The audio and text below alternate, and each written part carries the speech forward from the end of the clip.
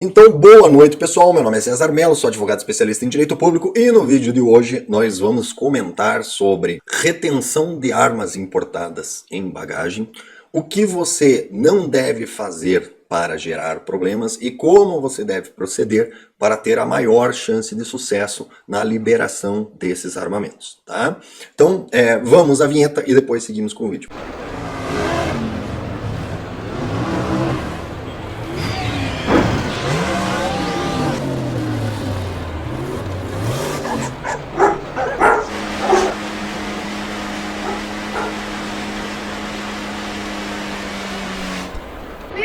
Do céu! Pois bem, meus amigos, eu já enfrentei essa situação aqui por 2 vezes, certo?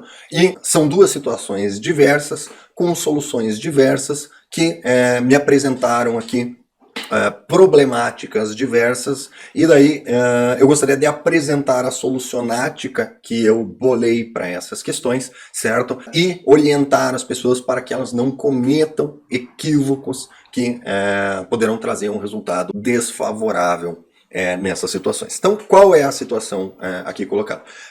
É aquela pessoa, aquele CAC, que vai fazer uma viagem para a Europa, uma viagem para os Estados Unidos, algum país do exterior, e resolve aproveitar a viagem para trazer equipamentos PCEs lá, faz lá, pede autorização de importação, etc, etc, etc, faz a viagem, traz o armamento na bagagem, certo? E daí faz a declaração, etc, etc, e daí passa por uma liberação aduaneira simplificada, né, sob a alegação de que aqueles armamentos são para consumo próprio, para uso próprio, para o próprio acervo, tá? Ocorre que existem situações onde a Receita acaba discordando dessa destinação para uso próprio, certo? E acaba fazendo a retenção desses equipamentos, tá? Quais situações que isso costuma acontecer?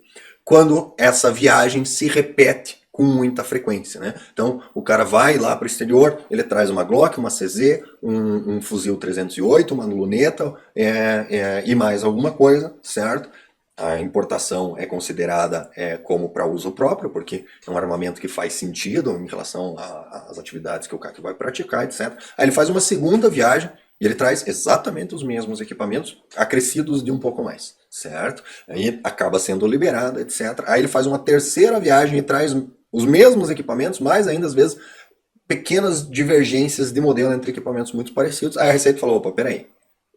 Antes de te liberar, eu quero saber o que você fez com os equipamentos anteriores. E daí o cara, não, porque eu vendi, porque isso, porque aquilo, que não tem proibição, etc. E você fala, não, peraí, aí parece que você está vendendo esses equipamentos, né? Repassando a terceiros, e aí não pode, tá? Deixando claro. É uma importação abacaxi, certo? Você pode trazer para uso próprio? Pode. Você pode não gostar do equipamento e vender esse equipamento depois? Pode. Mas chega um certo ponto onde o agente público olha e fala, não, mas aí parece que você está indo com o objetivo de vender, porque você vai várias vezes e volta e compra o mesmo equipamento várias vezes e vende. Se você não gostou da Glock, por que você está trazendo Glock de volta? Não gosta de Glock, não gosta de Glock, né? Mudou de ideia, esqueceu que ano passado trouxe uma Glock e não gostou, entendeu? Então, da mesma forma que o porte-abacaxi, ele tem uma zona cinzenta, né, onde obviamente você não está no porte-abacaxi e outros pontos onde obviamente você não está no porte-abacaxi, essas importações também têm essa zona cinzenta, né? Então, você traz 3, 4 de cada modelo, o fiscal pode olhar e falar, não, um é para ele e os outros 2 ele está trazendo para vender, certo? E daí isso descaracteriza o uso próprio, certo? Independente se você trouxe para vender ou você não trouxe para vender, o fato é que o equipamento acaba sendo retido e é aberto um processo administrativo, onde é cometido o primeiro erro, certo?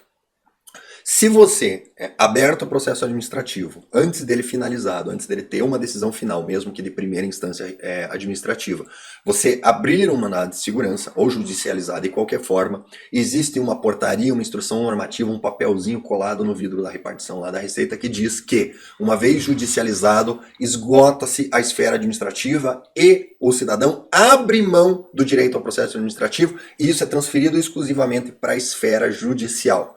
Qual é o problema disso? O problema disso é que, em geral, as pessoas estão discutindo a interpretação do servidor sobre a destinação final do armamento. Esse tipo de discussão não cabe em mandado de segurança. Não cabe. Por quê? Porque mandado de segurança é exclusivamente para violação de direito líquido e certo, caracterizado por cara crachá, cara crachá, cara crachá, certo? Tem que ler a coisa e ver que, obviamente, está errado. Tem como dizer que, obviamente, a destinação do armamento é para uso pessoal? Não. Tem como dizer que, obviamente, não é para destinação pessoal? Não. Depende do quê? Depende de prova, testemunhal, provas adicionais, oitiva de testemunha, depoimento pessoal. Sempre que há necessidade dessa prova mais complexa, não cabe mandado de segurança. Se você entrou com mandado de segurança, o que o juiz vai fazer? Se você der sorte, o juiz indefere de plano e a fazenda nem fica sabendo que você entrou com mandado de segurança. Só que normalmente isso não acontece. O juiz recebe o seu mandado de segurança, notifica a fazenda cancela o seu processo administrativo, certo? E daí o juiz, passado o processo inteiro, decide que não cabia mandado de segurança e extingue sem resolução de mérito. E daí o que aconteceu? O processo administrativo, do ponto de vista lá da Receita, ele foi encerrado utilizando o papelzinho colado no vidro da repartição, e daí você tem que abrir um outro mandado de segurança para discutir que o encerramento da esfera administrativa é ilegal, para tentar resgatar o processo administrativo para ele seguir o seu curso até o final, certo? Então, a primeira coisa que você não deve fazer, tá? Abrir mandado de segurança discutindo natureza da importação, natureza dos objetos, tá?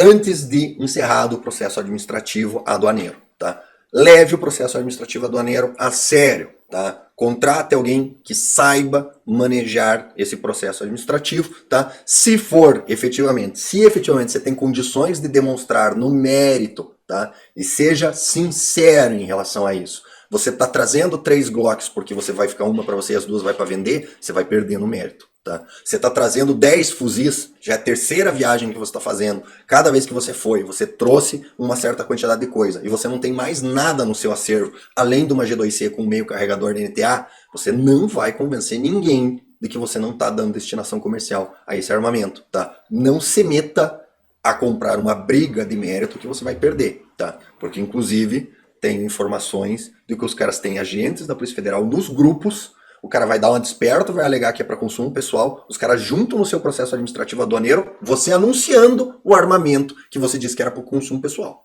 certo? Aí, meu amigo, aí não há especialista em direito público que salve, tá? Então, conduza o processo administrativo aduaneiro até chegar ao seu final. O que normalmente o processo administrativo aduaneiro decide? Ele decide que o uso era comercial e aplica a pena de perdimento para o armamento. E aí é que vem o pulo do gato. Tá?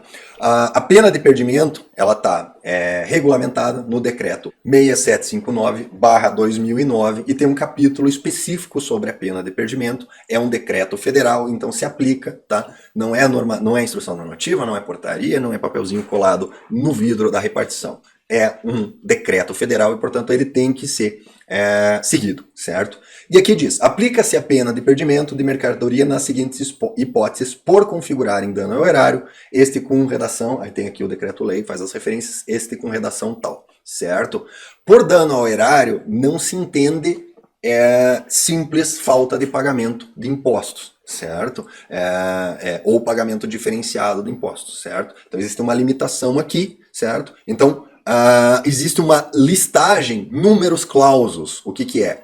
A pena de perdimento se aplica única e exclusivamente nessas situações. Não cabe um aumento abrangente disso, porque existe súmula do STF que diz que a administração não pode usar meios coercitivos indiretos para cobrança de impostos, certo? Então ele não pode reter a mercadoria para te obrigar a pagar o imposto. O imposto é cobrado à parte, ele pode no máximo lançar o imposto contra você, certo? Então a pena de perdimento é pena de perdimento porque você incorreu nessas situações que levam à pena de perdimento. A pena de perdimento não é uma forma de cobrança indireta de impostos, certo?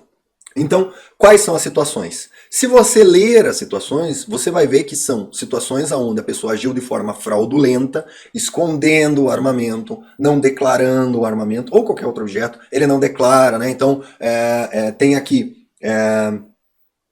especificamente, né? Oculta a bordo de veículo ou na zona primária, qualquer que seja o processo utilizado. Então, o cara põe num fundo falso, alguma coisa assim, é pena de perdimento, certo? Então, a lógica da pena de perdimento é nesse sentido. Aonde que eles costumam colocar a fundamentação legal da pena de perdimento, que é a situação que eu peguei aí essa semana. Eles costumam colocar aqui, ó, fundamento legal, X, estrangeira exposta à venda, depositada ou em circulação no país, se não for feita a prova da sua importação regular. Então eles leem só esse pedacinho, não é feita a prova da importação regular, certo? E ignoram o resto, né? Então eles dizem assim, se você disse que era bagagem de mão, mas não era bagagem de mão, né? Então aplica-se a pena de perdimento com base no inciso X, e no caso específico que eu analisei, também foi aplicado o X, X e X, que seria 19, estrangeira, atentatória à moral, os bons costumes, à saúde ou à ordem pública, né? Eu acho que o fiscal aduaneiro confundiu o fuzil com um dildo, né? Algum dildo, alguma coisa. Eu acho que ele deve ter assistido aquele filme lá, Tropa de Elite, né? E viu lá, vai fazer o quê? Vai enfiar no... né? Daí achou que o fuzil era para enfiar no... Daí acabou classificando aqui no... achou que era a aplicação do fuzil era diversa, e daí colocou essa fundamentação. E aqui é que está o pulo do gato. Essa fundamentação não se aplica a você que importou o PCE, né, pediu autorização de importação, trouxe na bagagem, se dirigiu lá à aduana e declarou, olha, eu vim pagar os impostos dessa lista de PCEs como bagagem, que eu trouxe como bagagem de mão, certo? Porque você pode até não estar trazendo como bagagem de mão, mas no seu coração e na sua mente é bagagem de mão. Há uma discordância do fiscal de que isso seja, mas não há prova de que não é. Enquanto não houver prova de que não é, por isso o problema do fiscal pegar e provar, né? Provar, pega lá no grupo de WhatsApp e ele junta no processo administrativo uma prova de que você vendeu, aí não, daí é perdimento mesmo. Se tiver provado que a destinação é comercial, aí é perdimento mesmo, porque daí ele vai encaixar nessa situação aqui, estrangeira exposta à venda, certo? Ou seja, você já fez o anúncio do produto. Aí é perdimento mesmo, certo? Agora, se há apenas uma presunção de que isso depois vai ser posto à venda, a mercadoria é estrangeira, mas ela não está exposta à venda. Ela está na sua bagagem, certo? Sendo declarada como de bagagem, depositada ou em circulação comercial no país. Está no estoque de alguma empresa? Não está. Não tá. Tá num caminhão embarcado com destinação à empresa? Não tá. Não tá. Então não tem a perda de perdimento, porque aqui esse item X, para que é? Por exemplo, o cara passou lá no Paraguai, certo? E tá no carro com um monte de 50 pendrive, certo? 50 pendrive não é para consumo próprio, entendeu? E já está a caminho, certo? Ou tá lá na feira do rolo, né? 50 produtos importados expostos à venda. Se você não tem a comprovação de importação, é a pena de perdimento aplicada de acordo com o que está aqui. Então vocês veem que a situação da pessoa trazer o armamento na sua bagagem de mão, né, com a intenção de uso próprio, nem que seja apenas no coração e na mente, certo? Um consumo próprio abacaxi, certo? Não se aplica, a menos que surjam provas de que o produto já foi vendido no processo administrativo, não se aplica o item X, porque a mercadoria não está exposta à venda, não está depositada e não está em circulação comercial no país, e no caso específico que eu analisei, não é contra a moral e os bons costumes, né? Então não é aqui atentatória à moral, os bons costumes, à saúde e à ordem pública. Por quê? Porque ele tinha a devida autorização de importação do Exército e o armamento está em conformidade com o que comandam os decretos, certo? Então, colocando de forma bem clara, foi dada a decisão, penalidade de perdimento. O que você vai fazer? Agora sim. Agora você tem uma decisão ilegal, prontamente ilegal, cuja ilegalidade se verifica de pronto. A própria lavratura do auto de infração diz, olha, nós temos suspeitas de que o produto não é para consumo próprio e a parte não conseguiu provar que é para consumo próprio, certo? Não há prova de que ela foi exposta à venda, etc, etc. Ou seja, o fundamento legal do ato administrativo que aplicou a pena de perdimento, ele incorre em desvio de finalidade. É uma aplicação, a motivação do ato está incorreta. Ato com motivação incorreta é nulo E daí você vai entrar com mandado de segurança para quê? Para discutir se o material era ou não era? Não, meu amigo, não. Você vai entrar com mandado de segurança dizendo assim, excelência, primeira coisa, vou deixar claro, eu não vou discutir nesse processo se a importação era para consumo próprio ou não. Eu me reservo o direito de fazer essa discussão em processo próprio, onde caiba ampla produção probatória. Por quê? Porque daí se você perdeu o mandado de segurança, você ainda pode entrar com ação ordinária para discutir daí isso, certo? A minha restrição é exclusivamente em relação à motivação legal da penalidade de perdimento. E daí você vai apontar, olha, o enquadramento da penalidade de perdimento não está adequado para a situação relatada nos próprios autos, que é a de discordância sobre a destinação do produto. O que cabe é única e exclusivamente a aplicação da penalidade de multa. Certo? Então, é o imposto devido mais uma multa. Pô, César, mas daí a multa é cara pra caramba, né? Fica mais caro um molho que o peixe. É a mesma coisa que eu perder o armamento. Não, porque a multa você não precisa pagar, certo? Você pode simplesmente dar o calote no governo. Ah, não, quer lavra o auto de infração, maravilha. Quanto que é a multa? Ah, a multa é de 150% sobre o imposto devido, que é equivalente ao valor total do armamento. Maravilha. Cobra lá, fica à vontade, cobra lá. Aí o que você vai fazer? Você vai resistir ao processo executivo de cobrança desse imposto, lembrando sempre que valores abaixo de 20 mil reais, existe instrução normativa que a administração não cobra do ponto de vista executivo, eles no máximo protestam essa multa, né? Então vamos dizer que a multa ficou em 15 mil reais, eles vão protestar essa multa em relação a você vai ficar com o nome sujo, etc. Mas eles não entram com processo executivo para cobrar, se passados 5 anos, essa multa prescreve, tá? Então, né, deixando aqui de forma clara, achei que seria importante esclarecer isso para vocês. Essa é a forma correta de se abordar essa situação dentro da aplicação da legislação que está sendo feita hoje, né? Então, foi retido, esgota a esfera administrativa, certo? Feita essa discussão na fase administrativa, eles podem reter o armamento enquanto o processo administrativo está correndo, mas esse processo administrativo tem que sair uma decisão. Em geral, a decisão é pela aplicação ilegal da pena de perdimento. Aí você entra com mandado de segurança, ao invés de entrar com recurso, para apontar a ilegalidade da pena de perdimento, certo? E faz um mandado de segurança único, exclusivamente para discutir isso, preservando o seu direito de, caso o mandado de segurança não dê resultado, discutir a pena, discutir a destinação final do seu PCE, certo? Com esse mandado de segurança, se for obtido sucesso, muito provavelmente a administração emitirá nova decisão sem a pena de perdimento, com a pena de multa. Eles não podem reter o seu produto para cobrança da pena de multa, certo? Você faz a liberação do produto e fica devendo a multa. Se você achar conveniente, você paga. Se você não achar conveniente, você resiste, né? Lembrando que passados 5 anos, se não for intentada a ação de execução, a dívida fiscal prescreve, tá? E volta e meia tem uns refis aí. Você pagar à vista, tem 50% de desconto, certo? Se você já está com o nome meio sujo, né? Quem deve 10, deve 100, a penalidade é exatamente a mesma, tá? Então, gente, para esse vídeo é isso. Espero que tenha sido útil a informação. Peço que curtam, compartilhem, se inscrevam no canal. E até o próximo vídeo. Pretendo essa semana gravar as próximas aulas do curso prático de armamentos.